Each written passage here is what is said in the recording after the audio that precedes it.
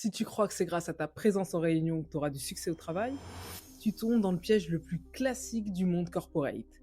Les réunions sont censées être des lieux de décision, mais en réalité, dans 70% des cas, c'est juste un grand théâtre. Pourquoi? Parce qu'une réunion, ce n'est pas seulement pour échanger des infos, c'est pour mettre en scène ton rôle. Celui qui parle beaucoup donne l'illusion de beaucoup travailler, même quand il ne produit rien. D'ailleurs, selon une étude de Microsoft menée en 2022, les cadres passent près de 18 heures par semaine en réunion, et 57% d'entre eux disent que plus de la moitié des réunions ne servent à rien. Et ça, tu l'as déjà vu au travail, tu connais ce manager qui ne prend aucune décision sans avoir mené 3 réunions avant. En surface, il a l'air sérieux, mais en réalité, il utilise ses réunions comme un bouclier politique. S'il échoue, il dira que ce n'était pas sa décision, mais que c'était collégial. Et toi, si t'assistes à toutes ces réunions, tu crois être visible, mais tu n'es pas perçu comme quelqu'un qui agit, tu es perçu comme quelqu'un qui assiste.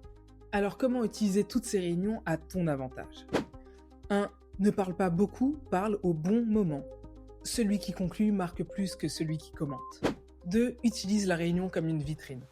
Place une idée clé, concise et laisse-la résonner. Et 3. Fais du hors-réunion ton véritable terrain de jeu. Les décisions stratégiques se prennent souvent en dehors, dans les couloirs, les déjeuners, les cafés. Alors profites-en. En conclusion, les réunions donnent l'illusion de l'importance, mais elles détruisent la vraie valeur. C'est le passage à l'action. Ceux qui réussissent ne sont pas ceux qui parlent beaucoup en salle, mais ceux qui savent quoi placer et où placer leur influence.